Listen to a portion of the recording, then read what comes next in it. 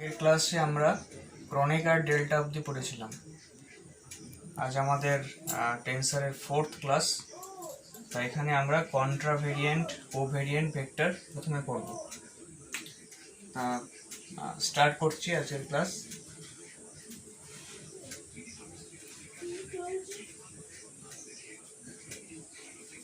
কন্ট্রাভেরিয়েন্ট vector.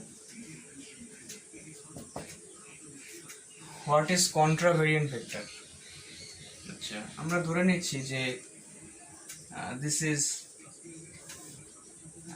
xi coordinate system, আর এটা হচ্ছে আমার xi ড্যাশ কোঅর্ডিনেট সিস্টেম। তা এখান থেকে আমার যে ট্রান্সফরমেশনটা, এই ট্রান্সফরমেশনটা এইভাবে ঘটছে যে according to the transformation xi bar equal to xi bar of x1 x2 xn। এটা হচ্ছে en এর একটা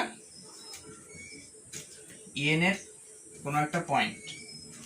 তা এই পয়েন্টটা এই ফ্রেম থেকে এই ফ্রেমে ট্রান্সফার হচ্ছে এই মানে এই ট্রান্সফরমেশন অনুযায়ী, যেখানে এটা হচ্ছে এগুলোর একটা ফাংশন। তা আমরা ধরে নিচ্ছি যে এই ফ্রেমে xi ফ্রেমে একটা অবজেক্টের কম্পোনেন্টগুলো আমি ধরলাম একটা a1। আমরা জানি ভেক্টর কম্পোনেন্ট এরকম a1 a2 a3 এরকম করে করে মানে an, এটা হচ্ছে কম্পোনেন্ট। যদি আমরা এই ফ্রেম থেকে দেখি, এবার যদি এই ফ্রেম থেকে দেখি তখন এই কম্পোনেন্টগুলো চেঞ্জ হয়ে মানে এই কম্পোনেন্টগুলো মানে a1টা চেঞ্জ হয়ে a1 বার হয়ে যাচ্ছে। তাই aiটা চেঞ্জ হয়ে ai বার। তাই এটা হচ্ছে xi কোঅর্ডিনেট সিস্টেমে, এটা হচ্ছে xi বার কোঅর্ডিনেট সিস্টেমে। সরি, ড্যাশ লিখেছি, xi বার। তা এবার যদি আমার এই ট্রান্সফরমেশনটা যদি এই ল অনুযায়ী হয় যে ai বার ইকুয়াল টু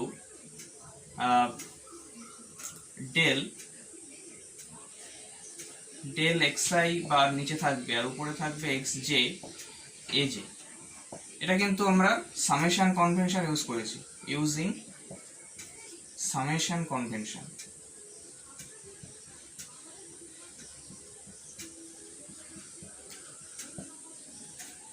তাই এই যে লটা লিখলাম, ট্রান্সফরমেশন লটা, তা এই ল অনুযায়ী যদি এই ট্রান্সফরমেশনটা হয়, এই ট্রান্সফরমেশনটাকে আমরা স্টার কল করছি, এই স্টার যে ট্রান্সফরমেশনটা এই ল অনুযায়ী যদি হয় তখন আমরা বলি যে ai ফর্মস কন্ট্রাভেরিয়েন্ট ভেক্টর। তাহলে এই যে ai কিন্তু অবশ্যই এই মানে x1 x2 xn এর ফাংশন। তা aiটা কন্ট্রাভেরিয়েন্ট ভেক্টর ফর্ম করে। তা এটাই হচ্ছে আমার কন্ট্রাভেরিয়েন্টের ডেফিনেশন। আচ্ছা, কোভেরিয়েন্ট কি হবে? কোভেরিয়েন্ট ভেক্টর একই জিনিস। যদি এ স্টার if star transforms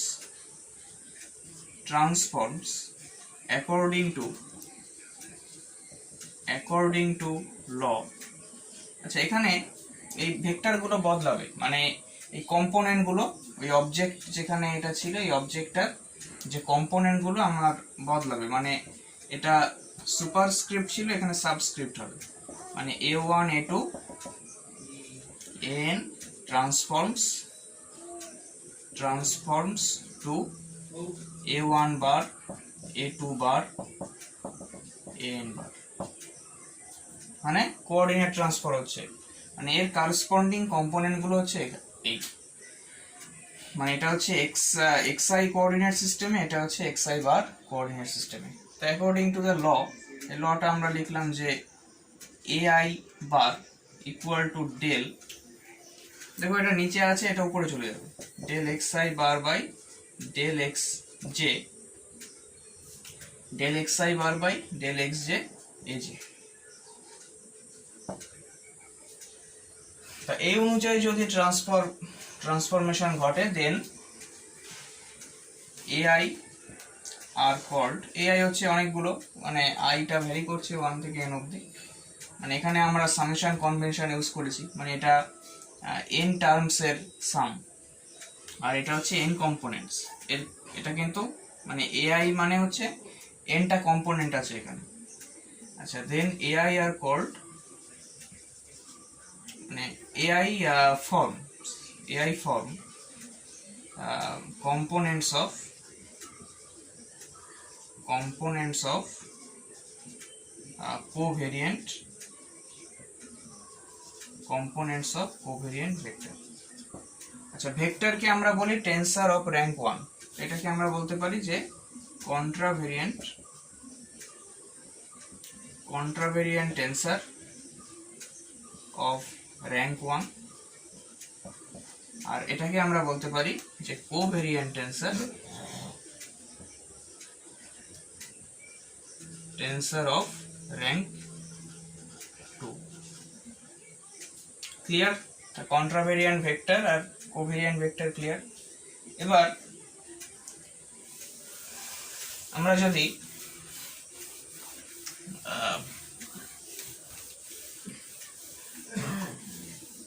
আমরা ফার্স্টে এটাকে লিখলাম, মানে এআই বার, এটা কন্ট্রাভেরিয়েন্টের ক্ষেত্রে করছি, a i bar equal to r del, এখানে নিচে থাকবে হচ্ছে এক্সআই বার, মানে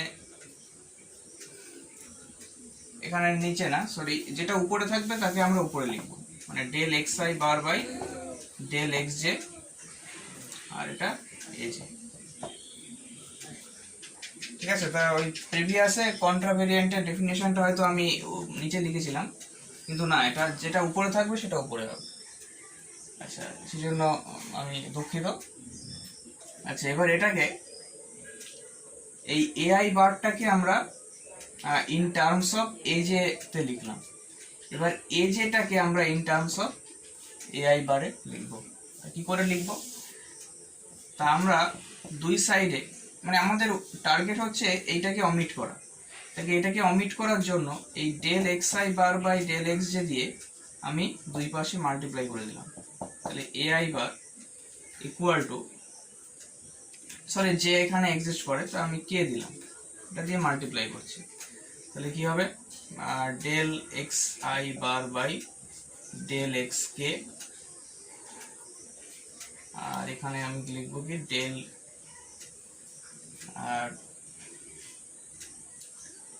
ডেল এক্স আই বার, না, del x k by del x i bar, এই দিয়ে মাল্টিপ্লাই করবো, কারণ এটাকে অমিট করতে হবে, মানে এটা উপরে আছে, নিচে মাল্টিপ্লাই করতে হবে। তাহলে এখানে কত লিখবো? Del x k by del x i bar, আর এখানে আছে del x i bar by del x j a j. আচ্ছা, এবার এটা কি লিখবো?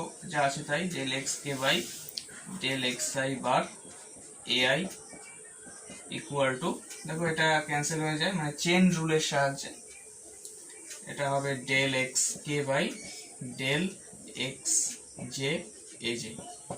এটা মানে আগের দিন আমরা পড়েছিলাম, এটা হচ্ছে ক্রনিকার ডেল্টার ডেফিনেশন। ক্রনিকার ডেল্টার ডেফিনেশন মানে এটা লিখবো del k j a j. Kronecker delta আবার একটা সাবস্টিটিউশনাল অপারেটর, যে যে আমরা মনে করব যে ক্যান্সেল হয়ে যাচ্ছে, তাহলে পড়ে থাকবে হচ্ছে একে। তাহলে a k equal to del x k by del x i bar a i bar. Clear? Similarly যদি কোভেরিয়েন্ট থাকতো, তাহলে কোভেরিয়েন্টের ক্ষেত্রে কি লিখতাম? অর্থাৎ কম্পোনেন্টটা যদি কোভেরিয়েন্ট ট্রান্সফরমেশন থাকতো, তাহলে কোভেরিয়েন্টের ক্ষেত্রে আমার ফর্মুলা কি ছিল? A i bar equal to del, এখানে নিচে আছে মানে নিচে হবে del x i bar del x j, আর এখানে নিচে আছে মানে নিচে থাকবে ডেল এক্স আই বার তাহলে ডেল এক্স এ জে। মানে উপরে আছে মানে এটা নিচে কম্পোনেন্টটা থাকবে, এইভাবে মনে রাখবো আর কি। আচ্ছা, এবার এখানে আমার এইটাকে অমিট করতে হবে, মানে কি দিয়ে মাল্টিপ্লাই করতে হবে, del x i bar by del x k দিয়ে মাল্টিপ্লাই করবো, a i bar equal to এটা del x i bar by del x k to del x j del x i bar a j.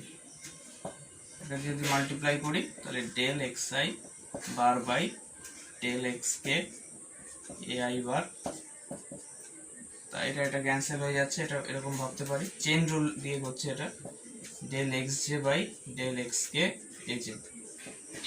তাহলে এটা কত হবে, del j k a j. ভাবতে পারি যে এটা ক্যান্সেল হয়ে যায়, তাহলে এটা হবে এ কে। এখানে লিখতে পারি a k equal to del x i bar by del x k a i bar. তাহলে এটা হচ্ছে আমার